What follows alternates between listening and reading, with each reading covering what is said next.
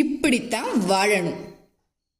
இப்படியா வாழ்றது? இப்ப நான் லெஃப்ட்ல இருக்கேனா ரைட்ல இருக்கேனா இந்த கன்ஃபியூஷன் எல்லாத்துக்குமே இருக்குல்ல. அப்ப எப்படித்தான் வாழ்றது?